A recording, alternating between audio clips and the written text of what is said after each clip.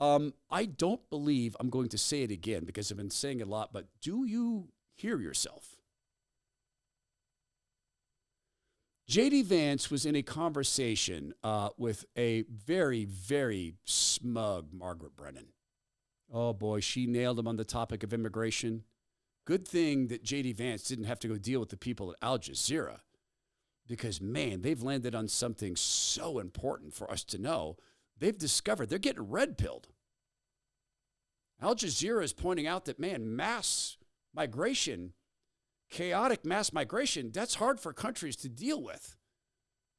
Let's start here with JD Vance and Margaret Brennan and look right in to the dreamy eyes of Margaret Brennan as she just nails JD Vance. In fact, no, ignore the eyes. Don't fall into the deep pool of her eyes. I'm kidding. I don't find her to have deep pool eyes. Instead, focus on her lips. This is the neurolinguistic programming tell. Oh, she got him. Watch this. Well, this is a country founded by immigrants. There it is. That right there is the look that lost elections. That is the smugness of D.C. on parade. That's the look of, well, you know I'm a journalist. Doctor here, and, well, actually, let's let her continue with her smuggery. Well, no, let's not. Let's have JD respond. Well, this is a country This is a founded unique by. country. This is a very unique country, and it was founded by some immigrants and some settlers. But just because we were founded by immigrants doesn't mean that 240 years later that we have to have the dumbest immigration policy in the world. He could have said it in so many other ways, but to choose the simple vernacular of the dumbest immigration system in the world, it's perfect. And the smuggery is gone. Because Republicans are no longer playing the game the way it used to be played. Al Jazeera has discovered something, man. It's vital for you to see. It's vital that they've been red-pilled, and they are finally telling the truth about chaotic mass migration from places like California. California is where my friends at Allen Soaps are located. This is a soap company that is a moral soap company. It started with a mission. John and his wife knew that their young son, Alan, who was their second son, was going to have a host of problems because doctors had offered to unalive him. When he was in the womb, they offered to unalive him. And John and his wife said no. And the doctors said, but useless eater, useless eater. And they said, no, he's our son and we love him. So he is now 13. He's been through about 18 operations. He's nonverbal. And they knew that the world wouldn't want him. The world would reject him. So they created a company where he can work. That's Allen Soaps. Now, his brother Ian is impacted by autism differently than Alan. He works there now, and so does a young woman named Amy. And she became autistic at a late age, late onset autism. Can you imagine? You're neurotypical, and then you're not? That's got to be so hard. So the soap company isn't just a morality factory. It is that.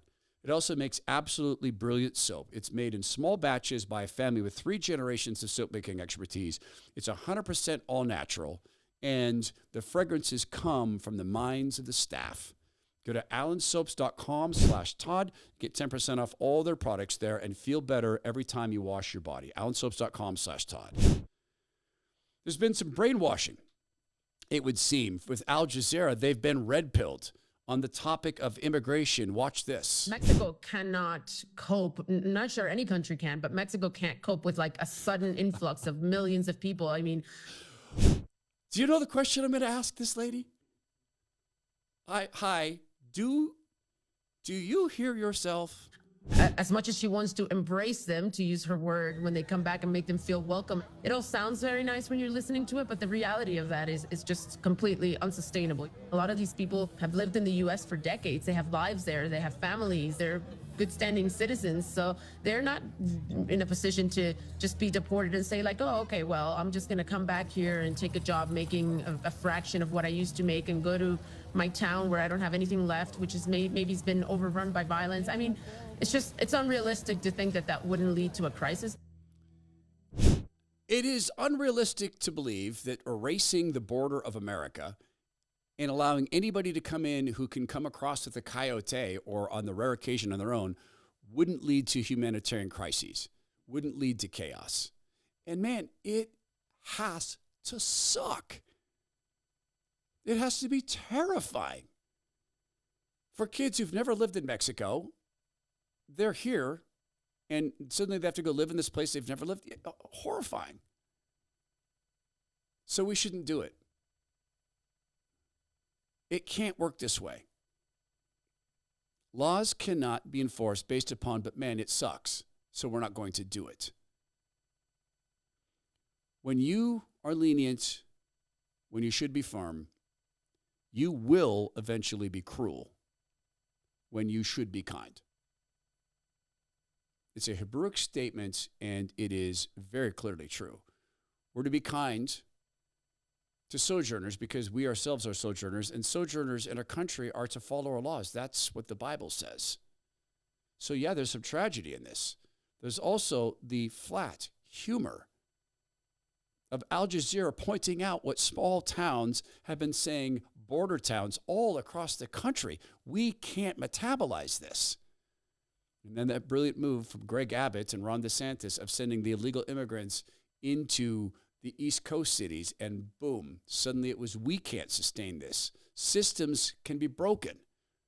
It's almost like someone should write a paper, about how to take down a democratic system.